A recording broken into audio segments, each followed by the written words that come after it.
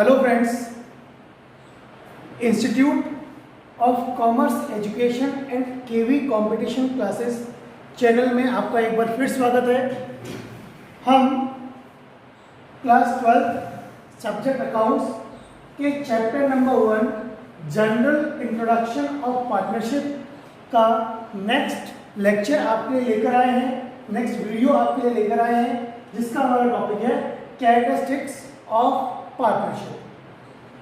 Video शुरू करने से पहले ये उम्मीद करता हूँ कि आपको पहला वीडियो पूरा समझ में आया होगा। आप अपनी क्वेरी हमें भेज सकते हैं। कई लोगों ने हमें अपनी क्वेरी भेजी भी है, जिसका हमने उनको प्रॉपर रिजोल्यूशन दिया है। हमारे पर्सनल नंबर्स के व्हाट्सएप पे भी कई लोगों ने क्वेरी भेजी है, जिनको हमने सॉल्व किया है, जिनका आंसर हमने उन्हें दिया है। आप भी अपनी क्वेरीज हमें भेज सकते हैं। चलिए हम वीडियो शुरू करते हैं। हमने पिछले वीडियो में पार्टनरशिप का मीनिंग, डेफिनेशन और एक बेसिक सी बात कुछ हमने पार्टनरशिप के बारे में देखी थी। उन्हीं को अगर हम उन्हीं का कंक्लूजन निकालें तो हमारे सामने पार्टनरशिप की कुछ कैरेक्टरिस्टिक्स निकल के आती हैं, जिन्हें हम यहाँ पर समझेंगे। आपकी राजस्थान बोर्ड की बुक में भी बिल्कुल एज दी हुई है। मैंने आपको पहले बताया है कि हम यहाँ पर हमारा टॉपिक, हमारा सिलेबस राजस्थान बोर्ड के अकॉर्डिंग ही कंप्लीट करेंगे, राजस्थान बोर्ड की बुक के अकॉर्डिंग इसको कंप्लीट करेंगे। चलिए शुरू करते हैं हम आज का वीडियो, आज का टॉपिक शुरू करते हैं। तो हमारी पहली कैरेक्टरिस्टिक्स है to or more than to persons. हमने डेफिनेशंस पढ़ी है पार्टनरशिप की, मीनिंग पढ़ी है पार्टनरशिप की। हमने बार बार एक ही बात पढ़ी थी, partnership is an association of two or more persons, is a relation between two or more persons. तो दो या दो से ज्यादा लोगों को होना जरूरी है। तो हमें यहां पर पता लग गया कि पार्टनरशिप बिजनेस के अंदर मिनिमम मेंबर्स कितने होने जरूरी है, कम से कम कितने साझेदार होना जरूरी है, 2 साझेदार। ये हमें पता लग गया। लेकिन इसमें तो लिखा है to or more than to persons. अब मोर देन टू का मतलब क्या होगा? मोर देन टू मतलब कितना भी हो सकता है। तो क्या इसकी कोई लिमिट है? बिल्कुल है।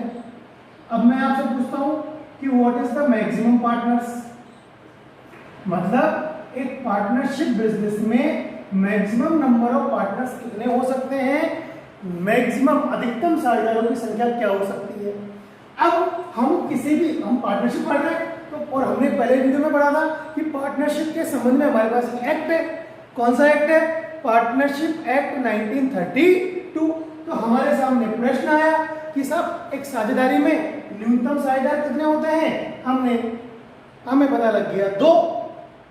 अब हमने पार्टनरशिप एक्ट से सवाल किया कि अधिकतम साझेदार कितने होते हैं, साझेदारी में अधिकतम साझेदार कितने होते हैं, what is the maximum number of partners in partnership. सवाल लेकर हम किसके पास गए?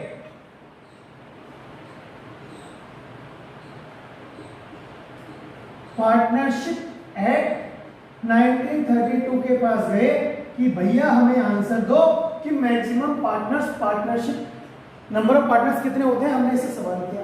अब ये क्या है? चुप, इसको नहीं पता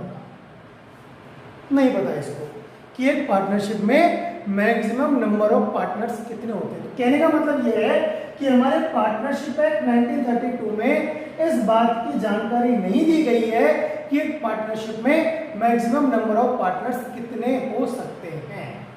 तो आगे देखते हैं, तो हमें इसका जवाब किसने दिया? तो हमें इसका जवाब दिया कंपनी एक्ट 2013। किसने दिया हमें इसके जवाब? कंपनी एक्ट 2013 के सेक्शन नंबर 464 में। किसने दिया हमें इसका जवाब? कंपनी एक्ट 2013 के सेक्शन 464 ने कहा कि मैक्सिमम नंबर ऑफ पार्टनर्स हो सकते हैं 100। एक पार्टनरशिप में मैक्सिमम नंबर ऑफ पार्टनर्स कितने हो सकते हैं बेटा? 100 हो सकते हैं। लेकिन गवर्नमेंट ने एक नया कंपनी रूल 2014 अप्लाई किया।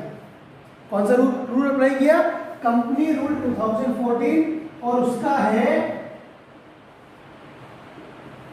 रूल नंबर 10 और उसके according maximum number of partners होते हैं 50।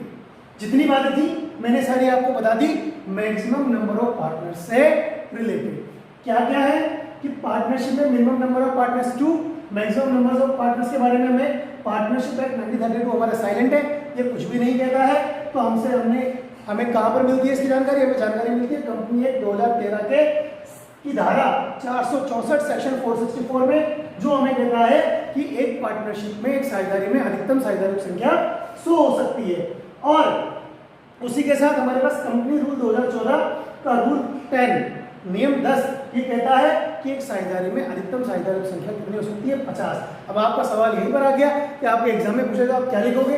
तो आप लिखोगे क्या? ये सारी बातें लिखोगे, सब कुछ लिखना पड़ेगा। क्या लिखना पड़ेगा? कि भारतीय साझेदारी अधिनियम 1932 Indian partnership act 1932 is silent about the maximum number of partners, ये खामोश है। And the company act 2013 section 464 says that the maximum number of partners in a partnership can be 100 और कंपनी अधिनियम 2013 की धारा 464 कहती है कि एक साझेदारी में अधिकतम साझेदारों की संख्या 100 हो सकती है। लेकिन उसी के साथ कंपनी नियम 2014 का नियम 10 rule 10 of company rule 2014 says the maximum number of partners in a company can be 50। अधिकतम साझेदारी संख्या कितनी हो सकती है? 50। चलिए साथ ही हम यहाँ पर कुछ बातें और बताते हैं कि एक साझेदारी व्यवसाय के अंदर केवल वही लोग साझेदार बन सकते हैं जिनके अंदर अनुबंध करने की क्षमता होती है। एक पार्टनरशिप बिजनेस के अंदर केवल वही लोग पार्टनर बन सकते हैं जिनके अंदर कॉन्ट्रैक्ट करने की कैपेसिटी होती है। Only those persons can become the partners in the partnership business who has the ability to enter into a contract. Unsound mind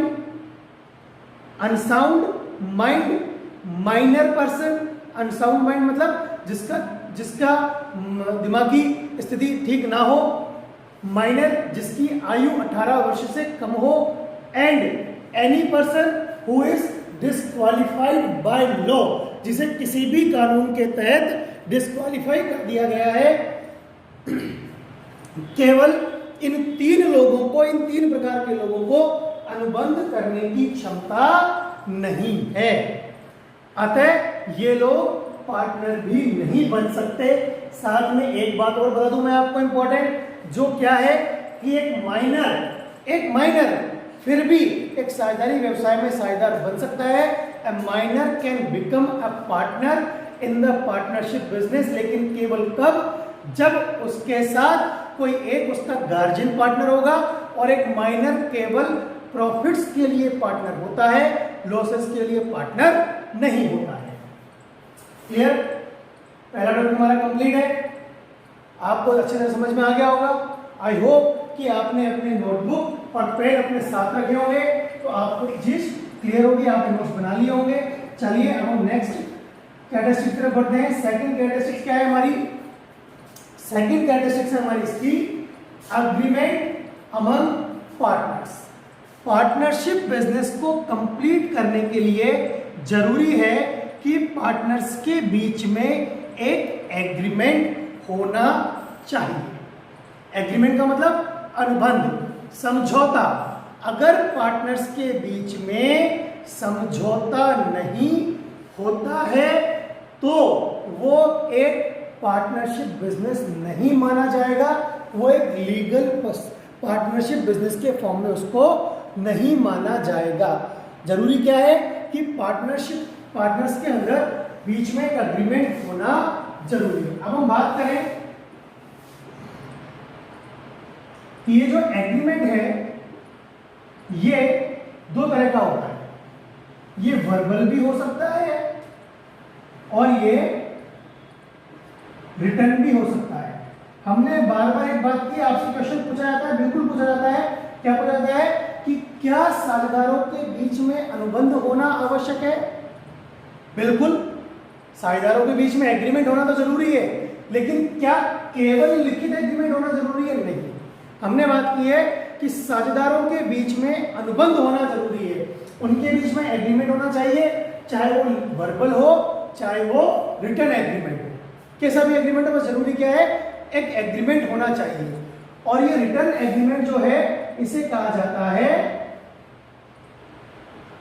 partnership deed. इसके बारे में डिटेल में हम अगला हमारा टॉपिक है पार्टनरशिप डीड, वहां पर डिस्कस करेंगे। अभी हम आगे बढ़ते हैं। सेकंड पॉइंट क्लियर होगा हमारे पास। थर्ड पॉइंट है हमारा शेयरिंग ऑफ प्रॉफिट्स। मान लीजिए कोई 4 लोगों ने मिलकर व्यवसाय चालू किया। अब उन 4 में से 2 लोगों के बीच में तो लाभ हानि को बांटा जाता है और बाकी 2 लोगों के बीच में लाभ हानि को नहीं बांटा जाता है, तो वो बाकी के 2 लोग किसी भी कंडीशन में पार्टनर नहीं कहलाएंगे और ना ही वो बिजनेस पार्टनरशिप बिजनेस कहलाएगा।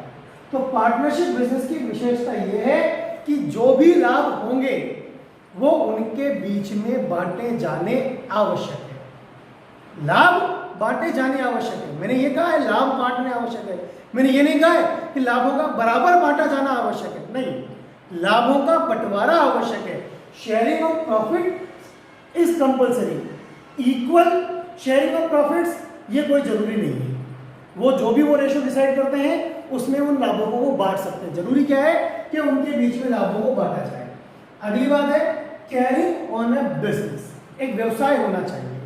अगर बिजनेस नहीं है तो उनके द्वारा किया गया, अगर कोई भी 2 लोग मिलकर पार्टनरशिप शुरू करते हैं और वो पार्टनरशिप कर रहे हैं किस चीज के लिए, कि आओ चलो डोनेशन करते हैं, डोनेट करने की पार्टनरशिप है, केवल डोनेट करने की, कोई बिजनेस नहीं कर रहे, तो उसे भी पार्टनरशिप की कैटेगरी में नहीं शामिल किया जाएगा।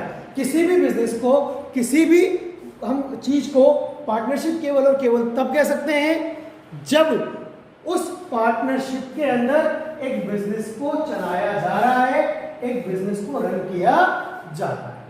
क्लियर? अगले कैटेगरी पर पढ़ते हैं।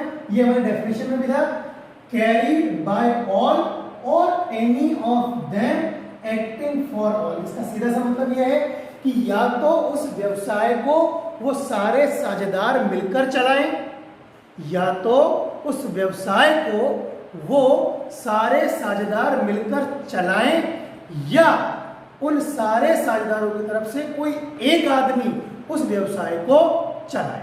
बाकी सब घर बैठे हैं, उन सब ने मिलकर उस एक आदमी को परमिशन दे दी है कि आप जाओ और आप व्यवसाय को चलाओ, जो भी जानकारी हो सब आपके लिए हमने फ्री छोड़ रखा है। तो सिंपल से इसका मतलब क्या है कि उस व्यवसाय को सबके सब मिलकर भी चला सकते हैं, कैरिड बाय ऑल और any of them acting for all. इसका मतलब उन सब की तरफ से कोई एक भी उस व्यवसाय को चालू कर सकता है, उस व्यवसाय को चला सकता है। क्लियर? अगली तरफ बढ़ते हैं। एक्ट, हमें सबको पता है पार्टनरशिप की एक विशेषता एक्ट के अंदर सीधी सी बात दी हुई है कि कौन सा एक्ट है। वेरी गुड, आपने बोल दिया है partnership act 1932, Indian partnership act 1932। Very good. चलिए अगली कैरेक्टरिस्टिक्स, ये थोड़ी समझनी पड़ेगी हमें, थोड़ा सा 2 मिनट का समय लगेगा आपको समझने में। Unlimited liability, unlimited liability. अब इस टॉपिक का मतलब समझने से पहले हम ये समझें कि लिमिटेड लायबिलिटी और अनलिमिटेड लायबिलिटी होती क्या है, इनका मतलब समझ में आ जाएगा। ये वाला आपको कैरेक्टरिस्टिक समझ में आ जाएगा। ध्यान दें, देखिए समझिए।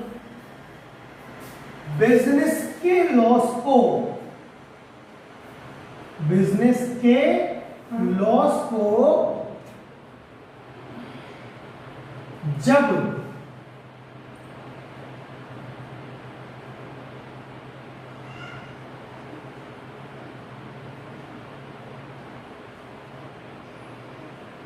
व्यक्तिगत संपत्तियों से वसूल किया जा सके। कई बार सुना होगा ना आप लोगों ने, अरे भैया उसकी तो दुकान में घाटा लग गया तो घर बार ही बिक गए, जो घर बार ही बिक गए। तो बेसिकली बात क्या है कि जब बिजनेस के लॉसेस को घर बार भी बेचने पड़ जाएं पूरा करने के लिए, मतलब उसकी पर्सनल असेट्स भी जब दाव पर लग जाए, उसकी पर्सनल असेट्स को भी बेचकर जब बिजनेस के लॉसेस को पूरा करना पड़े, तो वो तो होती है अनलिमिटेड लायबिलिटी। और जब बिजनेस के लॉसेस को पूरा करने की लायबिलिटी केवल बिजनेस के एसेट्स तक है, अगर बिजनेस के एसेट्स से बिजनेस के लॉसेस को पूरा नहीं किया जा रहा है, तो बिजनेसमैन की पर्सनल प्रॉपर्टी को छूने का राइट किसी के पास नहीं है, तो वो कहलाती है लिमिटेड लायबिलिटी। क्या कहलाती है वो? Limited liability. ऐसा नहीं हो तो लिमिटेड लायबिलिटी, और ऐसा हो तो ये है अनलिमिटेड लायबिलिटी। तो पार्टनरशिप के अंदर लायबिलिटी कौन सी होती है? अनलिमिटेड। क्यों? क्योंकि सारे के सारे पार्टनर्स की पर्सनल प्रॉपर्टी को बेचा जा सकता है। अगर बिजनेस को क्या हो जाए, लॉस हो जाए, तो उस लॉस को पूरा करने के लिए सारे के सारे पार्टनर्स की पर्सनल प्रॉपर्टी को बेचा जा सकता है। क्लियर? अगला हम बढ़ते हैं, no separate existence. Last topic हमारा ये लास्ट पॉइंट है, नो सेपरेट एग्जिस्टेंस। मतलब एक साझेदारी व्यवसाय का अपने साझेदारों से, a partnership business do not have a separate existence from its partners। एक साझेदारी बिजनेस का, एक पार्टनरशिप बिजनेस का अपने पार्टनर से एक अलग अस्तित्व नहीं होता है। मतलब जहां पर पार्टनर्स है वही पार्टनरशिप है, जो पार्टनरशिप है वही पार्टनर्स है। क्लियर? ये भी कंप्लीट है आपका। तो हमारे ये कैरेक्टरिस्टिक्स ऑफ पार्टनरशिप कंप्लीट है, हमारा ये टॉपिक कंप्लीट है। 2 और more than 2 persons, minimum 2, maximum. Partnership act खामोश है। कंपनी एक्ट 2013 का सेक्शन 464 क्या कहता है? 100। लेकिन वहीं पर कंपनी रूल 2014 का रूल नंबर 10 क्या कहता है? 50। Very good. Agreement among partners, 2 तरह का एग्रीमेंट हो सकता है, ऑरल भी हो सकता है और रिटर्न भी हो सकता है। रिटर्न एग्रीमेंट को क्या कहते हैं हम? Partnership deed. वेरी गुड, आपको समझ में आ गया। शेयरिंग ऑफ प्रॉफिट्स, प्रॉफिट का डिस्ट्रीब्यूट होना जरूरी है। कैरी ऑन बिजनेस, एक व्यवसाय होना जरूरी है। अगर व्यवसाय नहीं है तो पार्टनरशिप भी नहीं होगी। कैरिड बाय ऑल और any of them acting for all, या तो सब मिलकर उस व्यवसाय को चलाएं या उनमें से कोई एक मिलकर उस बिजनेस को रन करे। एक्ट पार्टनरशिप एक्ट 1932 के बारे में बात हो रही है। अनलिमिटेड लायबिलिटी क्यों है? क्योंकि अगर बिजनेस के लॉसेस को पार्टनर्स की पर्सनल असेट्स बेच के भी पूरा किया जा सकता है।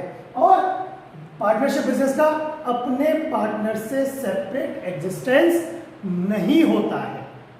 पार्टनरशिप बिजनेस का अपने पार्टनर से सेपरेट एग्जिस्टेंस नहीं होता है। क्लियर? चलिए, बहुत बढ़िया। अब हम अगले वीडियो में बात करेंगे, अगला टॉपिक हमारा पार्टनरशिप डीड के बारे में हम बात करेंगे। तो हमारे चैनल को लाइक कीजिए, सब्सक्राइब कीजिए, अपनी क्वेरीज कमेंट बॉक्स में डालिए। Thank you.